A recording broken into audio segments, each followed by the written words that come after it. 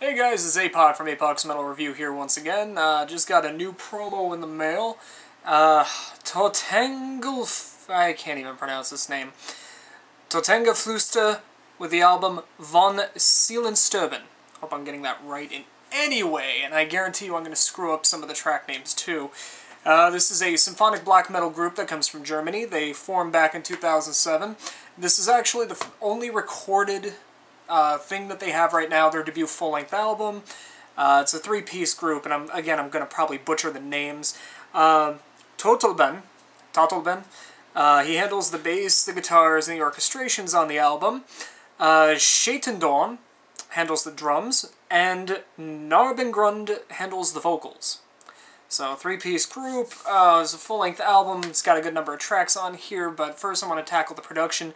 The guitars are actually, like, moderately sharp, there's a mid-range tuning to them. The bass is kind of deep, but not too deep. I mean, it doesn't make that huge a difference, but you can definitely pick up on it. It does work with the music. Vocals have that raspy kind of style, of course, actually really, really raspy. I can't even imagine... I can't even think of what kind of band to compare the vocals to. Sometimes kind of thing going on. Yeah. Closest thing I can compare... Well, I'll hold off on that.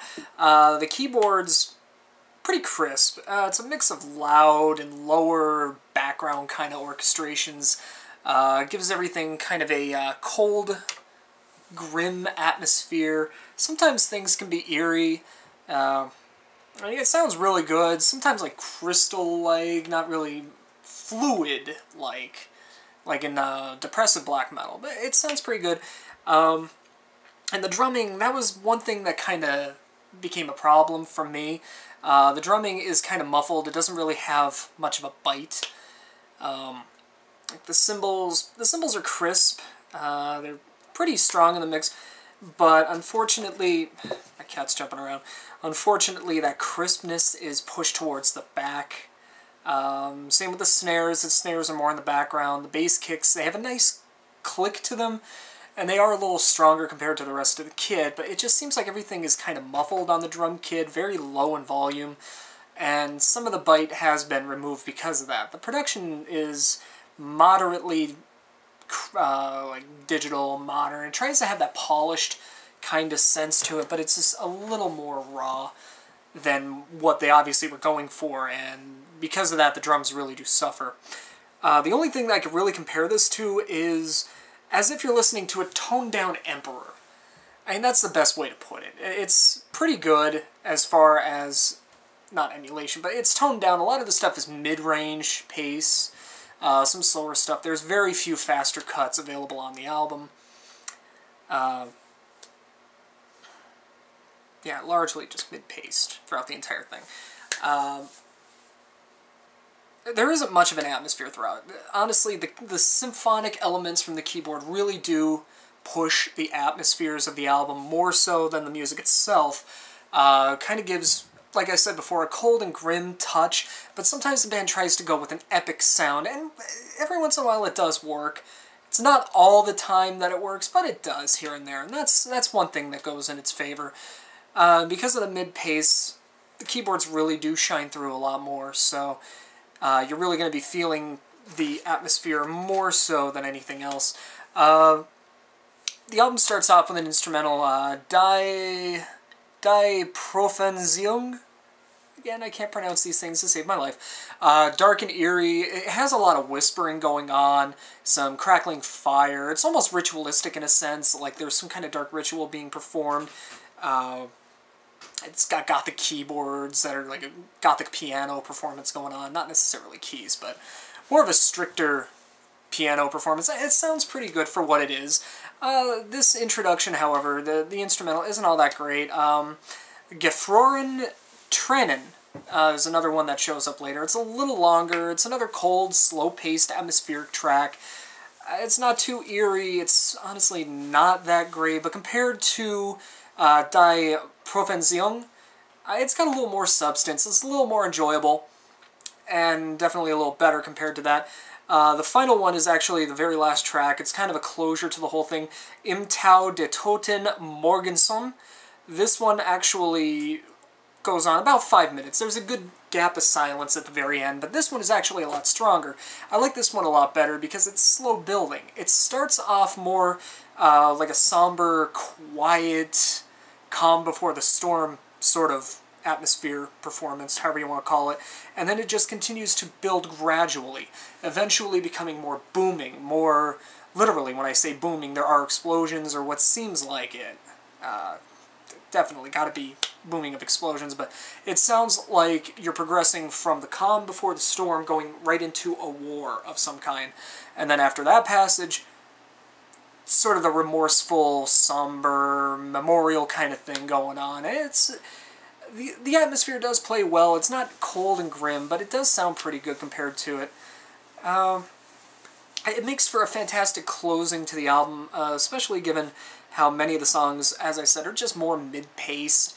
There's never a lot of fury or aggression. There are some songs towards the end that show it more than others, but everything, the main songs actually start off with Ein Traumgespinst. I swear I practiced these before the video, and I can't even pronounce them now. This song is actually rather simplistic. It's got some simplistic bridges going on. The main verses are a little more complex. There are some blast beats here and there. It's more in the verses. The chorus is a lot richer compared to what's going on in the main verses and some of the bridges. The symphonics actually create more of an atmosphere because of that.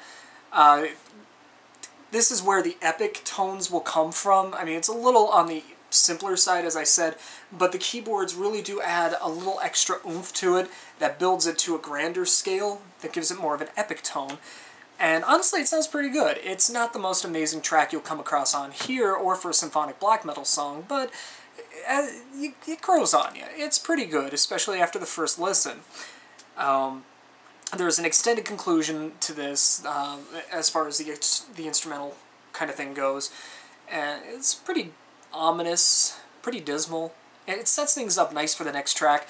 And that's one thing that I like about this. Pretty much all the songs are somehow connected through these instrumental bridges that appear towards the end, or instrumental tracks like the ones that I just outlined. So this album ends up sounding more like you're listening to like one or two really extended tracks, but there's enough variety to keep things going. Perfect example is Der Pakt.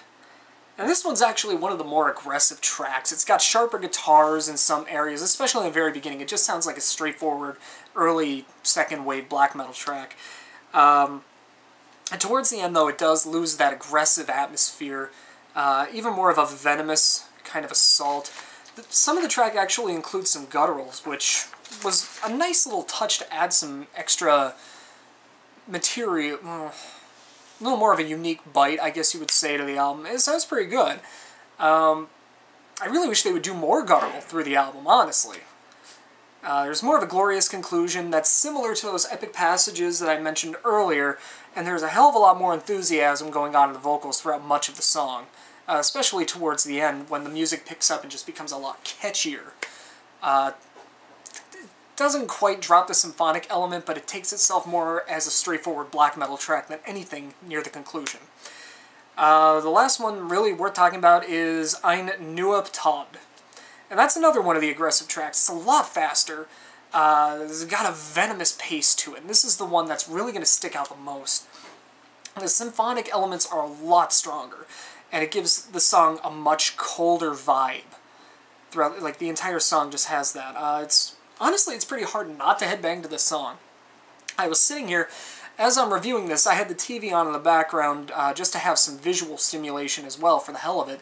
And as I'm looking through the channels, I'm catching my hand bobbing along to the song in the same manner that I'm moving my head to it. So it really is a very infectious track that is well worth checking out. There's a long keyboard solo around the 3-minute mark, and that is really... It's nothing fantastic, but it does, again, create a sort of gothic atmosphere similar to what happened in the first instrumental introductory track. And it sounds great. I really got into it, and it lasted quite a while. Shifted over a couple of various verses, bridges, whatever, and honestly, it's well worth checking out. I kind of wish there was a little more complexity to it, but given the the slower pace that it has at that point. It works out well.